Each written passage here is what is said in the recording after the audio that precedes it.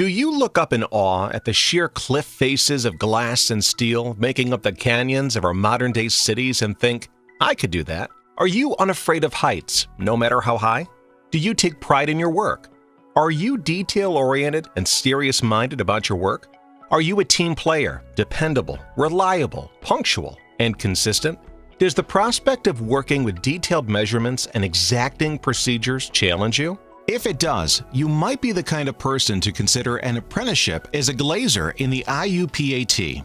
So exactly what does a glazier do? An architectural glass and metal technician is called a glazier. A glazier is responsible for selecting, cutting, installing, replacing, and removing all types of glass, engineered materials used in creating the envelope of a building. The creative use of large windows, glass doors, skylights, and sunroom additions make buildings bright, airy, and inviting. Additionally, you could be glazing interior work, creating storefronts, installing decorative handrails, and even installing high-end shower doors. But it doesn't stop there. As a glazier, you would be responsible for work on the glass exteriors of large commercial buildings, replacing storefront windows for establishments such as supermarkets, auto dealerships, or banks. You'll be cutting, grinding, polishing, and using sealants, of course. The handling of sheets of glass in the warehouse and during transportation and installation using slings and power lift devices like scissor lifts and forklifts.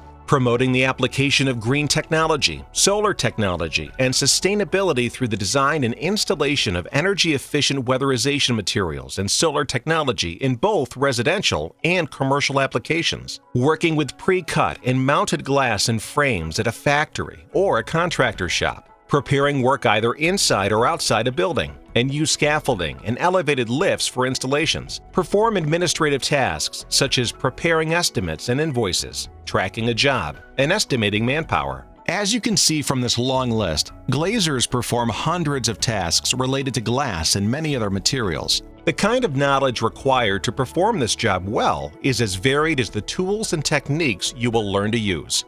You'll need to know the federal, state, and provincial regulations that govern your trade, and undergoing training will keep you and others safe on the job. You'll need to learn project management if you hope to move up to foreman, superintendent, or project manager. You may be dealing with clients on the job, and it always helps to be good at it. Communication is key, and it will be both written and verbal. The more you know, the faster you can progress in your expertise. As we've just seen, glaziers work in a variety of settings and with countless tools, techniques, and materials. Because of this, sometimes there are dangerous facets of the job that glaziers must be aware of. Some of the concerns for glaziers include working at height, including work on ladders and scaffolds, meaning potential fall injuries. Handling large, awkward, heavy sheets of glass and engineered metal could lead to back and arm injuries. Working in awkward positions and standing for long periods of time. Again, back and arm injuries, slips, trips, and falls. Cuts and lacerations from sharp edges of glass. Eye injuries from dust and flying particles when cutting, grinding, and polishing of glass. Exposures to solvents and adhesives, sealants, and cleaning products.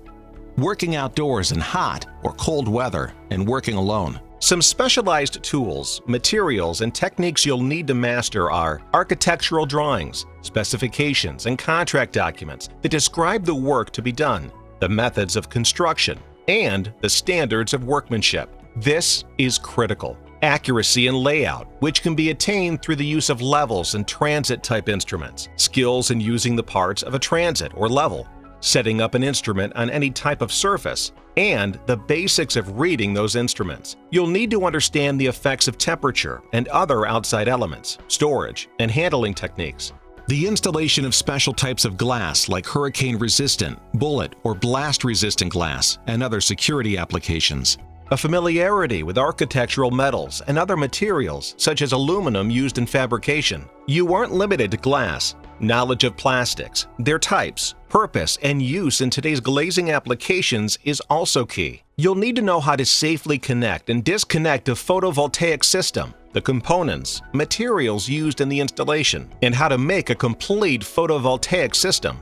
Like many trades, you'll need to master the fundamentals of shielded metal arc welding, including safety considerations and precautions. You'll need to be aware of electrical hazards, as you will be working with power tools, higher voltages for lifts and equipment. Finally, all architectural glass and metal technicians need to use and handle swing stage equipment safely and use fall arresting equipment to prevent serious or fatal injuries. So, as you can see, there is a lot more to being an architectural glass and metal technician than just no fear of heights. The basic skills needed to be a good glazer are the same as those that make up a professional tradesperson. You'll need to be able to be effective at listening to others, not interrupting, and asking the right questions, thinking about the pros and cons of different ways to solve a problem. A basic knowledge of mathematical functions is crucial to the glazer, who will need to apply that knowledge and use mathematical skills and applications specific to the glazing trade. Of course, the bulk of your job is going to be the handling of tools and materials, and to be an excellent glazer, you will have to master them. Let's look at the physical abilities you'll need to make a good glazer. If you have issues with your hand strength or working with hand tools,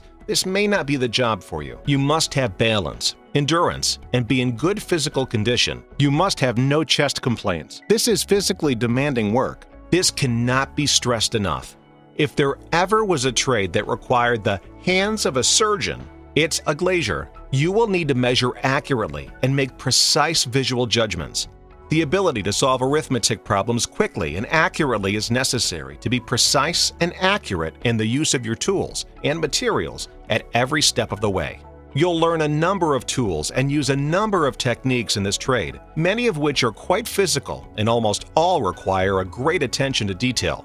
If you don't have these physical abilities, then you might want to consider a less demanding trade. You might ask yourself, what does personality have to do with being a glazer? Like all the trades, you are part of a team, so teamwork is essential. Interpret written and verbal instructions well, and recognize the importance of cooperation and interaction with related occupations on a job site. Dealing with different customers in a professional and courteous manner. You'll need to exhibit suitable appearance and personal hygiene. Using computers is a fact of life in any job these days.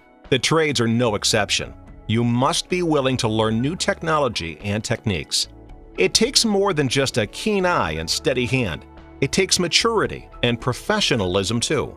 It all boils down to being able to work well with others, communicate clearly, and be dependable. You might ask yourself, what kind of education do I need to be a glazer? Your credentials will be nationally recognized in the industry and can open the door for you to get a job with a good company anywhere in the country. And the IUPAT can also assist you in furthering your education. Now, as you continue in your career after completing your apprenticeship and becoming a journey worker, you'll want to pursue additional training and certifications, and this will require more classroom time and on-the-job training. Employment in the glazing trade is less seasonal than in most of the construction occupations. Many buildings are moving to new energy-efficient glass technologies, and there will be an opportunity in this renovation business for years to come. Employment growth is expected as commercial construction increasingly uses glass exteriors for buildings. So, just to recap, a glazer is exposed to the elements, dangers from falls, cuts from broken glass, and a full day of exacting physical labor. If you aren't motivated,